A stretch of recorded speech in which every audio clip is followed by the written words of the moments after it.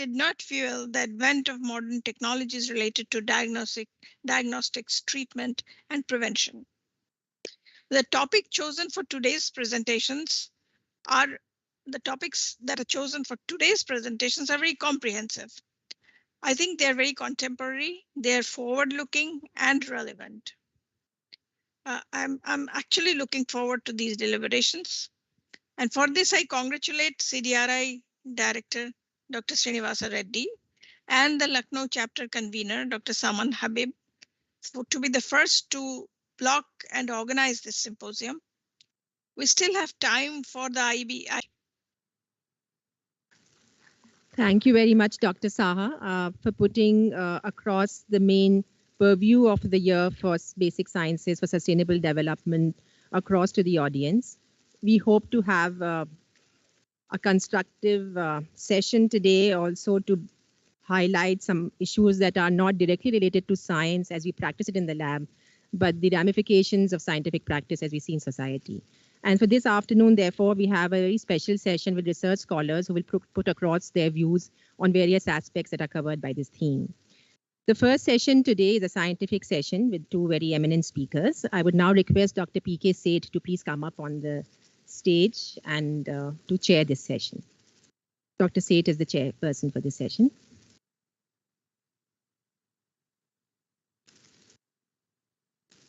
This session has two speakers, Dr. Vandana Prasad, who's Director of BSIP, the Birbal Sahni Institute for Paleosciences, and Dr. P.K. Singh from the National Botanical Research Institute.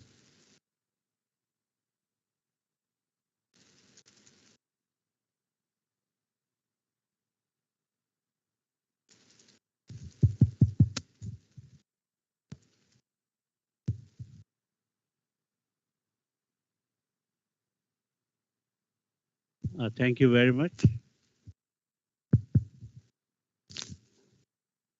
for this opportunity which I have to chair the first session which is being organized on the International Year of Sustainable Development, role of the basic sciences. I think we are starting a couple of minutes earlier. I do not know if there are people are timely want to hear the lectures.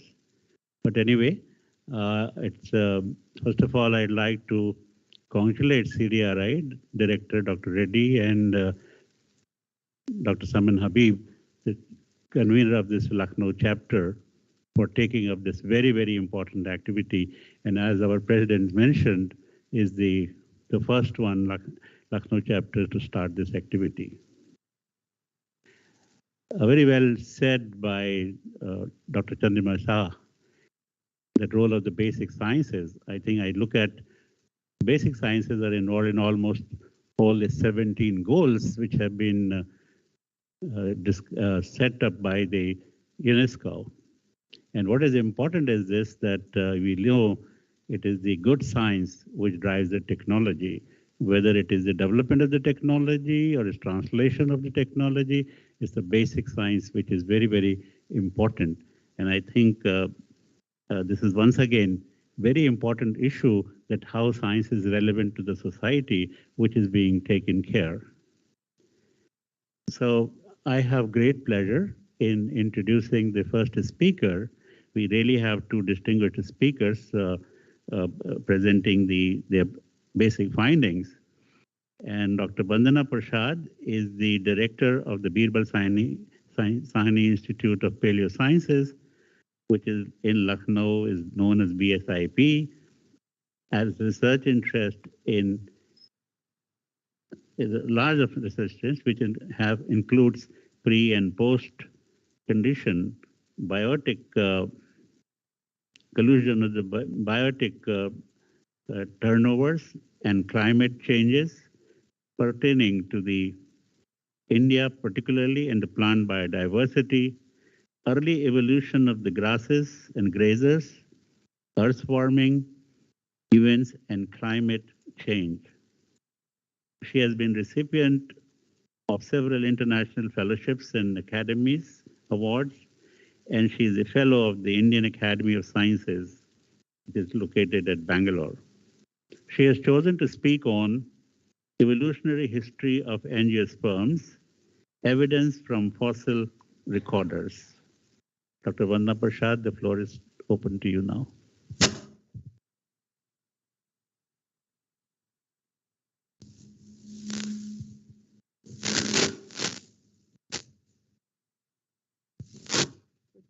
Everybody, audible to everybody?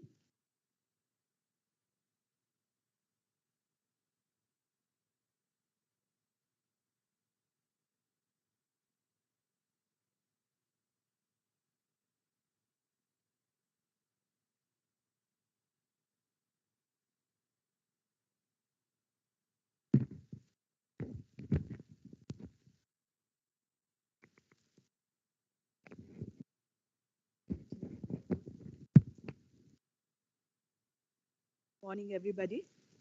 Am I audible to everybody? Dr. Chandrama Saha, President INSA, and Dr. Reddy, Dr. Saman Habib, Dr. Madhu Dikshit, Dr. P.K. Seth, Dr. Kamboj, Dr. C.M. Nautiyal, and many more, all ladies and gentlemen. It's a pleasure to be here to deliver a lecture for this, this particular symposium. So my topic is, please, can you give the slides?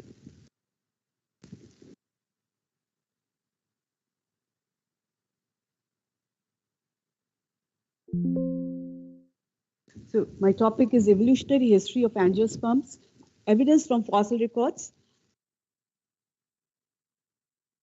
So Birbal Sahni Institute of, let me talk about the institute, the Birbal Sahni Institute of Paleosciences. It's a autonomous institution in the Department of Science and Technology. This institute was established in 1946 by Professor Birbal Sahni to carry out paleobotanical studies.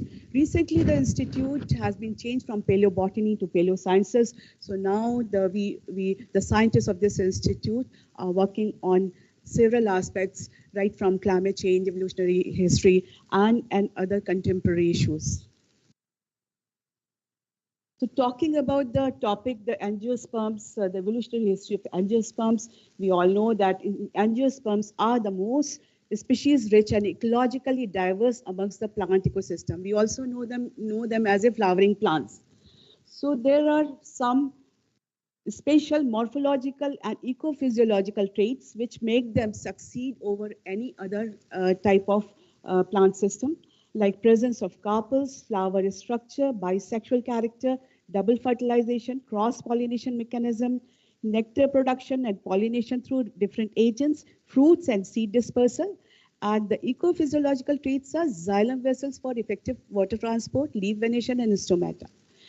So there are several studies has been done on these aspects, and so scientists, they have of the opinion that when the angiosperm evolve, the climate also become very humid, because they only in angiosperm they have the capacity to transpire so much. So because of in tropical area, we all know that the water vapor which comes out from the after the transpiration from the plants, they provide rain clouds. So when we see the deep time geological history, we see that angiosperm, when they came, the climate also become very humid. So apart from that, the angiosperms, they have stomata. So stomata, as we all know, they help in gaseous exchange. So angiosperm, they have the capability to modify the number of stomata. If there is a high content of CO2 in the atmosphere, the plant will adapt, it will modify, the stomata will be reduced. And if the CO2 level is very low, then the stomatal frequency will increase. This we have seen in the past also, and for last 100 years or 200 years of data. So when did the angiosperm evolve? So records the study.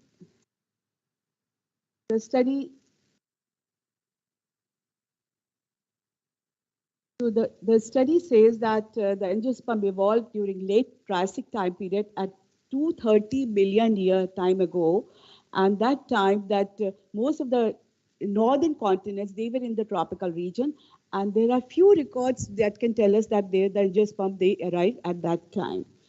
Later on, then there is a Jurassic period that was a big period, 184 billion year time span.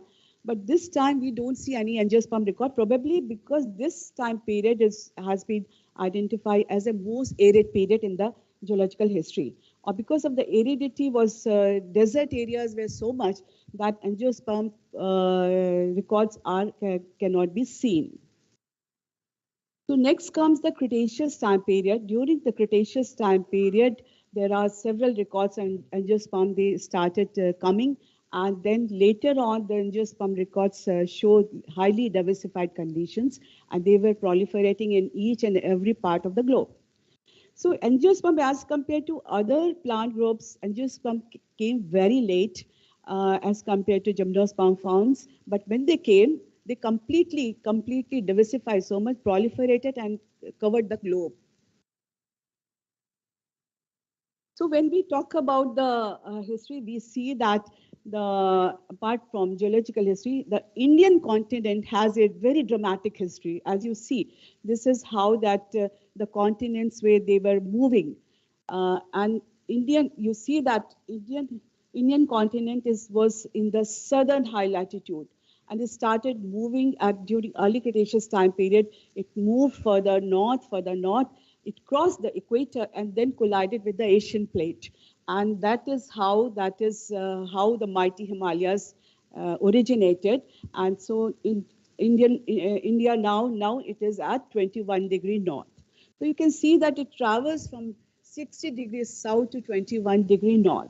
So it has a the biota which was present on Indian subcontinent during different time span. It crossed several latitudinal changes. So these latitudinal changes must have given a very important criteria and important insight to understand how the evolution has taken place on Indian subcontinent. So we see that during, as I said, that during Triassic time period, there were a lot of desert areas were there. So there are less records of angiosperm, 1 or 2. And in Jurassic time period also, the desert areas were very high. So we don't see any records. But during the Cretaceous time period, when it started, there are a number of angiosperm records started appearing. And you can see the desert areas, they were very few. So this has actually given impetus to the evolution of angiosperm. And you also see that the continents where they started drifting from each other. At Cenomanian time, all the continents, they were just like an island. India was at the mid-latitudinal position, and there are a number of angiosperm records you can see all over the globe. And during all these periods, there was no ice caps in the polar region. And Maastrichtian time, when there are so many records of angiosperm, these angiosperms, they show their similarity with the living angiosperm population. So early angiosperm diversification took place in Gondwana. So higher CO2 level was there, equable climate, because there were no ice cap on both the polar area. So the polar area climate of and the equator climate, they were almost the same. The lack of polar ice sheet during early Cretaceous and early Paleogene led to the origin of tropical angiosperm. So why was Cretaceous and early Paleogene so warm, a period of sustained greenhouse Earth? So if you see both the Paleozoic, Mesozoic and Cenozoic era, you see there are a lot of volcanic activity that took place during Mesozoic time period, and also during Cretaceous, the volcanic activity was so much because the continents, they were rifting from each other. This has resulted in a lot of volcanic activity. In Cenozoic time period also, there was a lot of volcanic activity. But apart from volcanic activity, there was one particular time period that is known at 55.5 million year, Paleocene-Eocene boundary interval. That was a period of 200,000 years of interval. That was extremely warm, is considered as a super greenhouse period. And because this was the time when the CO2 level was 6 to 8 times higher than the present day value. And because this was because there was a massive rupture of methane hydrate from the ocean bottom. So actually, this particular PTM event is now being considered as an analog for our future climate also. So next please. Thank you. So when we talk about the evolutionary history, so one particular term, that is paleobiography. Paleobiography is very important. That is the study of distribution of evolution and radiation of organism through space and time, study of evolutionary relationship amongst the different organisms, inferring age and place of origin of organisms, assessing the role of both tectonic and climatic events in the evolution of organisms.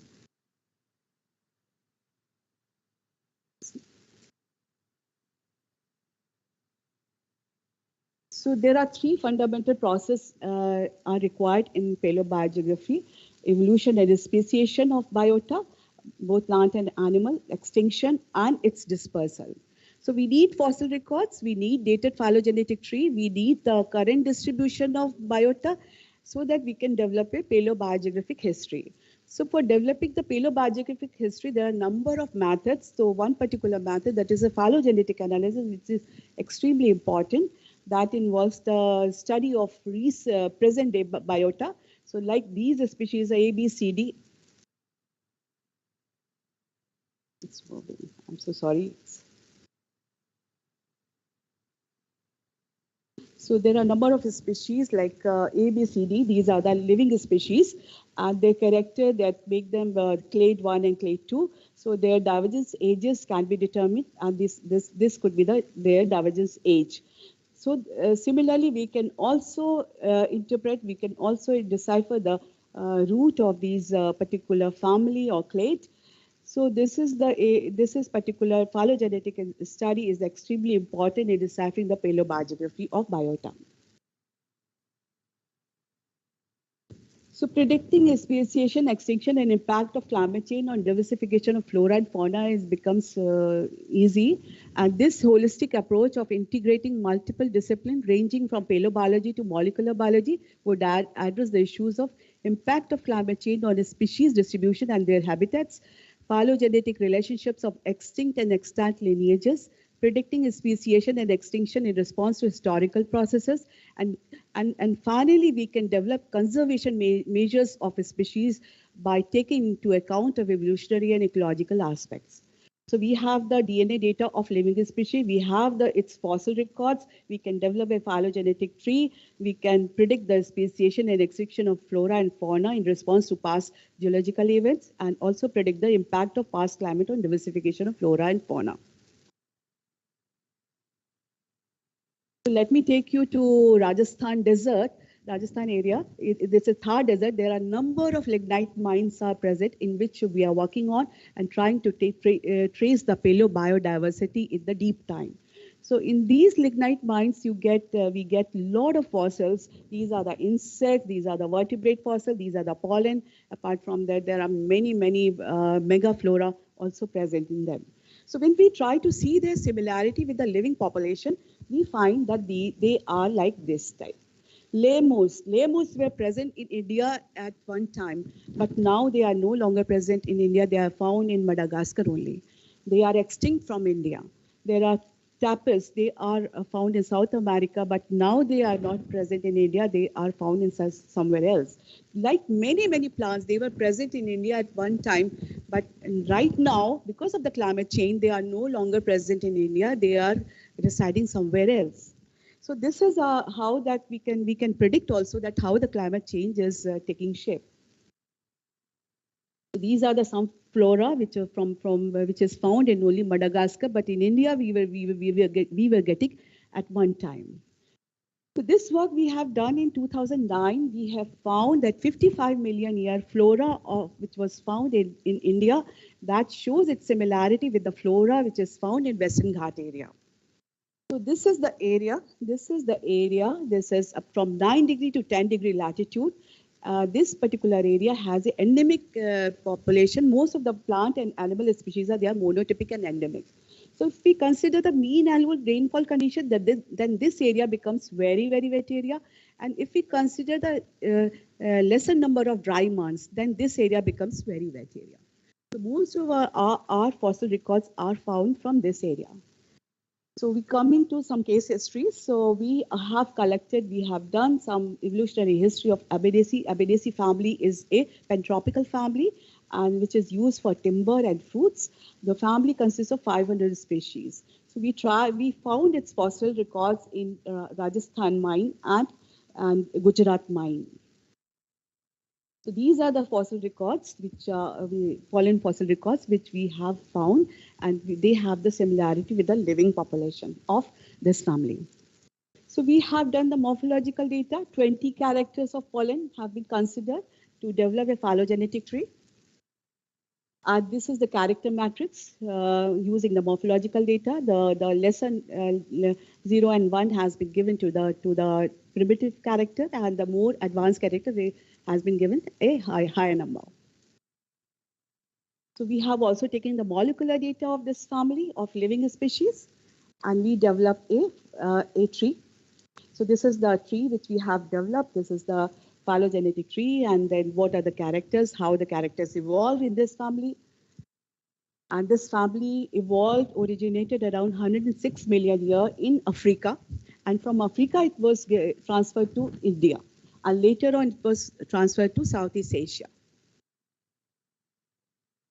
Another history is evolutionary history of Dipterocarpaceae. Dipterocarpaceae family is a timber producing, we all know that is a sal family. And it is found mainly in Southeast Asia. Southeast Asian rainforest, about 80% of population belongs to this family. So if we see that this family is how it is distributed, this family show disjunct distribution in Gondwana continents and Southeast Asia. So there is one genus found in South America, 2 in Africa, 1 in Madagascar, 1 in Seychelles, about 7 in India, in Western Ghat area, and about 10 in Sri Lanka, and maximum in Southeast Asia. So that shows that this family must have originated in Southeast Asia. But we found the earliest record during Cretaceous time period, we found its records in India and Africa. So that suggests that how this family in ancient time, in deep time, was present in Africa and both in India. We did the similar exercise, similar methods. We found all its genus in India at one time during Paleogene time interval, 60 to 55 million year time span. So these are the fossil records of this family. And we did the dated phylogenetic tree has been created. The family originated in seasonal climate of Africa around 102 million years. Family dispersed from Africa to India via Kohistan Ladakh arc around 70 million years. So how these clades have been identified, and they show their divergence from one another. This has been done recently. So this is when India was moving towards north. At that time, first it made in contact with Kohistan Ladakh arc plateau. So these are the small island chains which were connected from at one end at Kohistan Ladakh arc and one end towards Africa. So when India was moving towards north, first it made contact with these island chains, because India and Africa, they were never together after they separated during deep time Gondwana time. So no question of coming close to each other. So through these island arcs, majority of the tropical population that was thriving in Africa, because Africa was already in tropical zone and India was moving towards the tropical zone. And so from Africa, through this island chains, these tropical angiosperms, they were transferred to India. And when India further moved towards north, these island chains, they were subducted or consumed beneath the Indo-Asia collision zone. So this work was in January, was published in Science. So apart from that, there is another history that is a family is called Mauritania. That is a family of subfamily of Ericaceae. This is a palm family, and we found their fossil records in India during Paleogene time interval, Paleocene time interval, And presently, it is no longer present in India. It was present in South America. And so how this family diversify and how they got extinct in India and later on they diversify in South America. So this is all this data that tells us that many biota, both plant and animal, maybe they are present right now, they are present in somewhere else, but their evolution has taken at different place. So this is like Southeast Asia, like about 80% of rainforest, which is dominated by the Dipterocarpaceae family. So it was, and there is a lot of research is going on because this family is now endangered because a lot of cultivation and because human activity is actually they are removing most of this progeny and all that.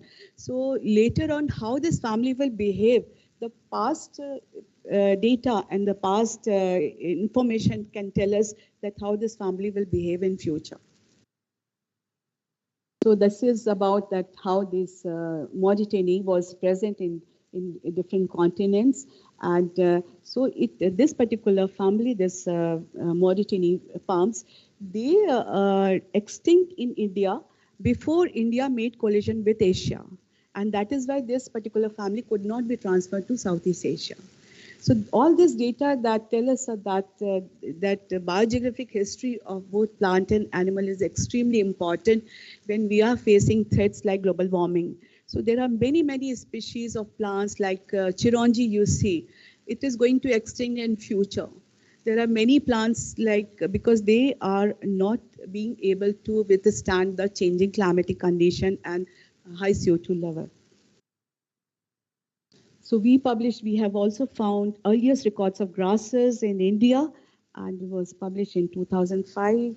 And we have also found that wild rice variety, which was present in India at 65 million years ago. And because there is a lot of hue and cry between India and China that rice came first in China or whether it came first in India. But if you see that already the stock and the genetic stock of rice was present in India before the collision with India and Asia. So probably from India it has gone to China. So I think so these are our lab people who are working on plant biogeography. So we have expertise in our institute, we have expertise in different areas of evolution, morphology, taxonomy, high resolution biostatistics, which is useful in hydrocarbon exploration. Then again, the paleobiogeography, paleoclimate, paleoecology, paleoenvironment, paleomagnetism, environmental magnetism, paleontology, vertebrate and invertebrate paleontology. We also provide geochemistry techniques, geochronology, radiocarbon, TLOSL dating, elemental inorganic stable isotope geochemistry, organic geochemistry, petrology, archaeobotany, dendrochronology, industrial paleontology, and ancient DNA. We provide consultancy services in these areas. Thank you so much. I would be very happy to answer a question if there are any.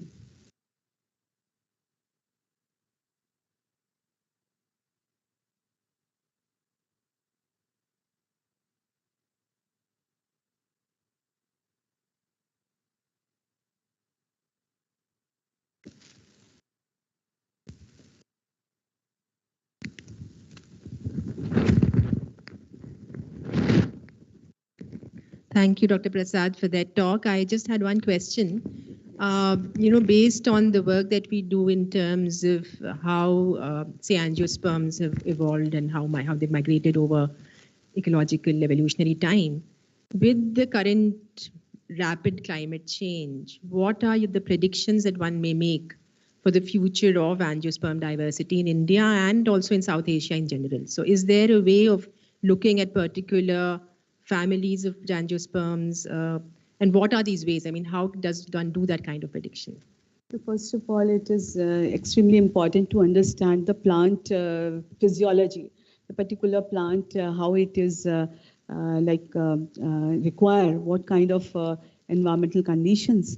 And also the one particular area which is now developing in India, but is a climate species distribution modeling. How the species will migrate from one place to another due to climate change. So for that you need a different time span history of that particular plant group or animal group. So like 3 times, like one Holocene, then about 5,000 year, what was the condition of this particular group has been distributed. By then doing the lot of statistics